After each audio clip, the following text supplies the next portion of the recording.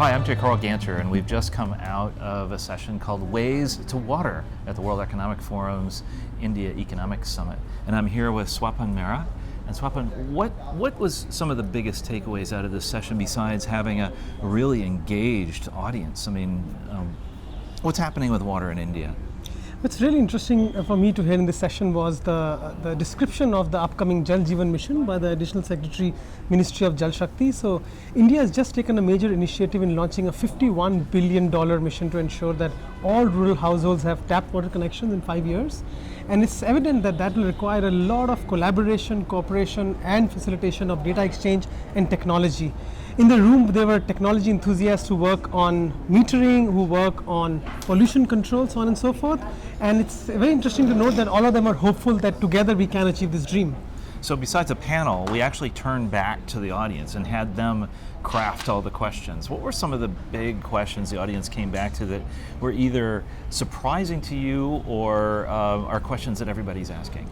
You know, one of the common threads of questioning across all of the tables that we distributed the questions to was on resource sustainability.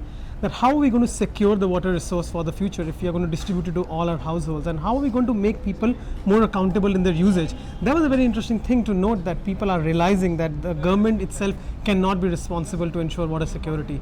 So how do we make people pay for water, value water? That was a very interesting thing that was discussed a lot.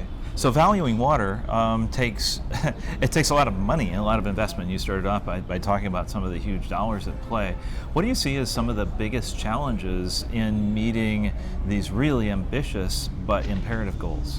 You know, one of the big challenges is data, for sure, because if we have to supply water to so many people and we have to and ensure that the water source is rejuvenated, we need to be very, very clear on what resource is available at what time and where. So we need to analyze water budgets, we need to be able to foretell emergencies, we need to be able to analyze whether the recharge rates are happening on time, so on and so forth. So one big challenge is data, not only data availability but also data sharing. So that's one major issue. The second major issue is technology and innovation. We heard in the session that we need to make sure that we treat much more of our wastewater. Right now our efficiency is very low. We treat only 15 to 20% of all wastewater. We need to increase that to 80 to 90% in order to fulfill the requirements that we have in our country. And then finally the third thing is going to be finance. Where do we get all this finance from if we have to manage all of these local sources? One is public financing from budgets, but we'll have to go beyond and explore alternative sources like payment for water credits, maybe water bonds, so on and so forth. That will require to be done for sure. So what's the most exciting thing that will have happened, say, in 5 years when we're back, maybe next year when we're back here again, next year or 5 years from now? What's the most exciting thing that will have happened? I think one of the most exciting things that will happen will be the rollout of this Jal Jeevan mission. Imagine that we are going to roll out to 180 million families tap water connections. Wow. Imagine that opportunity that it presents in terms of being a sandbox, in terms of being a pilot test case, in terms of being an incubation for new technologies and financial opportunities. That's really exciting. The second major thing is going to be this work that I'm involved in, which I'm really excited about, is creating this sort of like a one data water portal consortium in which we bring together a lot of remotely sensed data, but also source data from the ground using forces of citizens and students in order to contribute to this idea of communicating the water balance to each citizen and each decision maker. Okay, so on the other side of that, what's the biggest challenge? What's the biggest roadblock to achieving all these goals in the next 5 years? I think one of the biggest challenges is fostering collaboration, international and national, amongst various providers of information, various investors. I see that the environment now is very enabling to do that, but that still needs to be done for sure.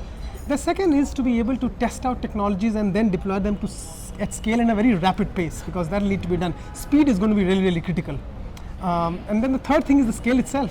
At the end of the day, deploying potable water to 280 million families while ensuring that our groundwater is recharged at the right pace is a scale challenge.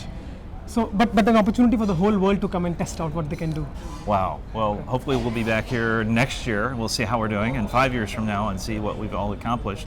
Because these existential forces of climate change and these other big issues, and the fourth industrial revolution provides a really exciting path forward for navigating that challenge. So thanks so much for being part of the panel today and for your really great comments afterwards. Thank you so much, Carl. It's great being